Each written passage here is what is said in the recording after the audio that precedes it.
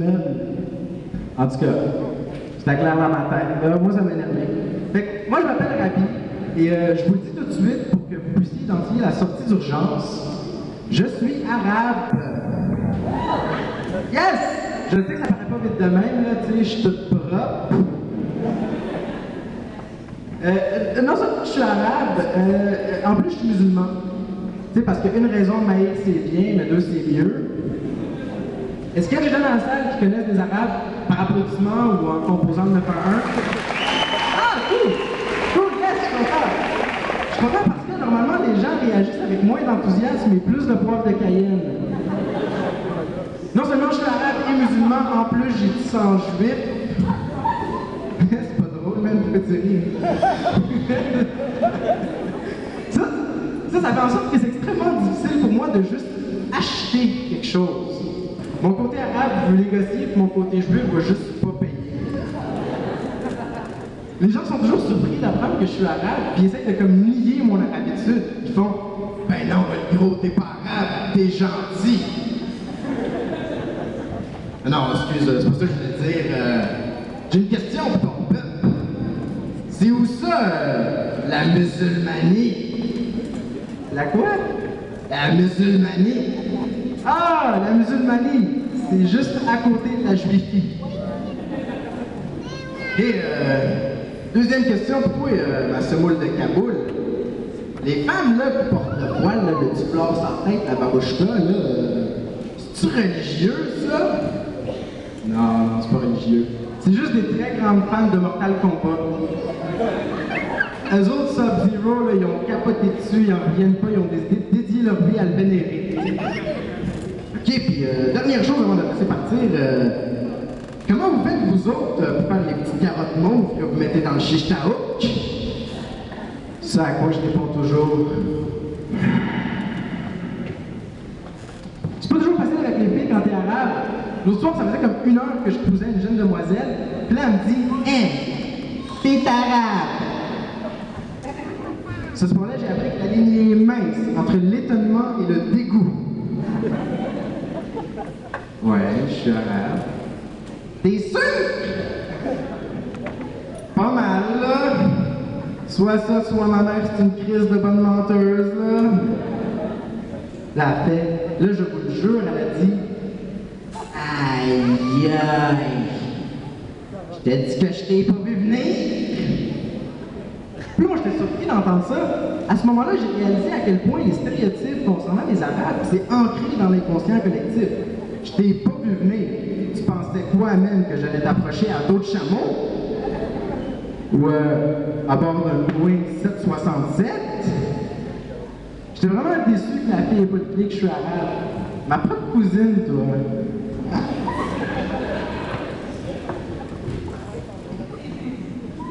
Fatima, tu m'étonneras toujours.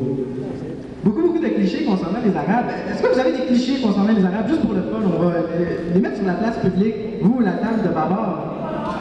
C'est des voleurs. Oui, c'est vrai, j'ai ta sacoche derrière la scène. Des misogynes. Oui, des misogynes, c'est ça. Ben, oui puis non. Je ne reconnais pas ton argument parce que tu es une femme, mais je parlerai à ton conjoint à côté de toi si tu veux.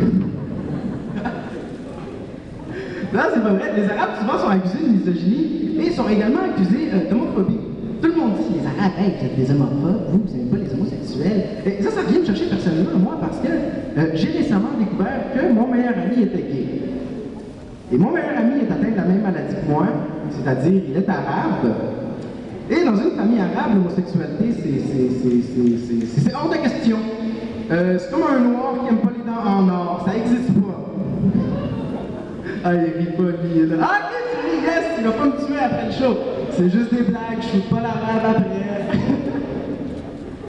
Moi, l'homophobie, j'ai jamais compris ça. C'est la raison pour laquelle je suis pas homophobe. J'ai jamais compris comment quelqu'un peut être si dérangé, comment quelqu'un peut être si affecté, là, puis si touché là, par quelque chose qui se passe dans le cul de quelqu'un d'autre. Ça a été top pour mon ami parce qu'il est arabe et iranien.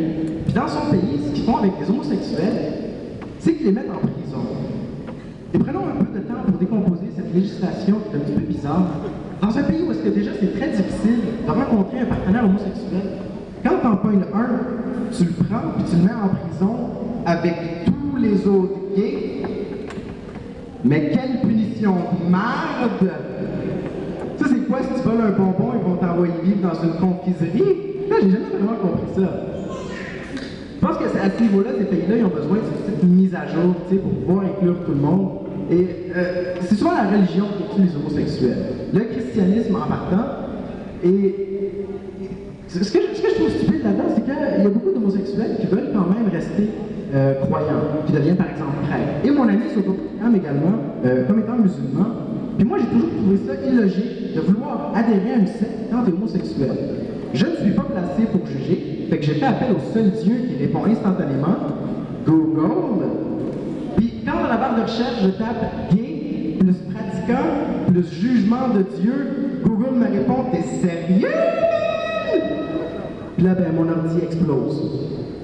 En tout cas, j'ai toujours été pour inclure tout le monde dans la même société parce que de toute façon, ça ne sert à rien de faire la guerre aux gens et de vouloir changer les mentalités parce que tu ne changeras pas l'attrait que quelqu'un va avoir envers quelqu'un d'autre. Y a-t-il du monde de Laval dans la salle? Juste, non, je parlais d'homosexualité, puis comme Laval m'a comme frappé dans la tête, je ne sais pas pourquoi. Du monde de Laval, du monde de Sainte-Agathe. Mais non, t'es pas sérieuse. Sainte-Agathe-des-Monts?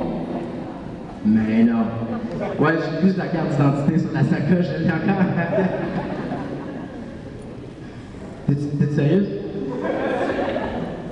C'est con, j'avais une blague là-dessus, mais tu viens tout de me la fucker, là.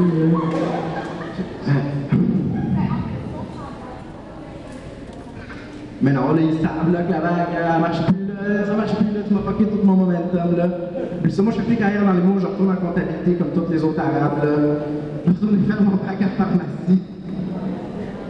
Mais, très sérieusement, il y a beaucoup de préjugés concernant les Arabes. Un d'eux étant qu'on est misogyne, homophobe, et qu'on est un peuple. On est un peuple qui est fâché, un peuple qui est tout le temps impatient. Et ça, c'est vrai avec le ramadan. En ce moment, y a-t-il des Arabes qui jeûnent dans la salle, qui font le ramadan?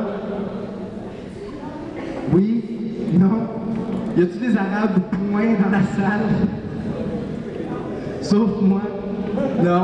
Ok. Mais, de toute façon, les Arabes, on peut pas nous accuser d'être impatients parce que c'est normal pour nous d'être impatients. Comment est-ce que tu peux rester patient quand tu fais partie d'un peuple qui est condamné à avoir un seul sourcil? Je dis ça, mais je vis avec. Tu sais, je l'ai mon sourcil, je vis avec depuis que je suis petit. Puis, je peux te dire, sans retenue, que je suis fier d'être arabe. Puis, je peux te dire avec la même assurance que je suis extrêmement fier d'être québécois. Je suis fier de vivre dans une société si riche, d'une société diverse, d'une société où tu peux maintenant voir un arabe assis dans un buffet chinois. Une société où tu peux maintenant voir une chinoise assise dans un restaurant de Chicago. D'une société où tu peux maintenant voir un blanc assis avec un noir sur la banquette arrière d'une autopatrouille pendant une manifestation étudiante. Là, j'attendais à me faire tuer. Mais, pour vrai, sincèrement, je pense que ce qui fait en sorte qu'on ait une belle cohésion sociale comme ça, c'est le fait que le Québec est une terre si accueillante que ça. Maintenant, l'immigration, ce qu'ils veulent faire, c'est qu'ils vont mettre de l'immigration concentrée en région. Ça va faire en sorte que maintenant, quand le noir va arriver, ils vont l'obliger à aller vivre à Sainte-Agathe-des-Monts. Ils vont l'obliger à aller vivre à... C'est quoi l'autre place? D'où tu viens, toi? Tu viens de Laval? Ok, ils vont l'obliger à aller vivre à Laval. Et ça va faire en sorte qu'il va y avoir des mix dans les gens. Ça va faire en sorte que les gens, il va y avoir, mettons, des petits egg rolls qui vont être mélangés avec des Haïtiens. Il va y avoir des Québécois mélangés avec des Arabes. Parce que moi, le jour où j'ai appris à m'accepter en tant qu'Arabe, c'est le jour où j'ai appris que selon les statistiques, tu as une chance sur 3 de naître soit indien, soit chinois. Fait que je me suis dit qu'être arabe, ça peut pas être si pire que ça.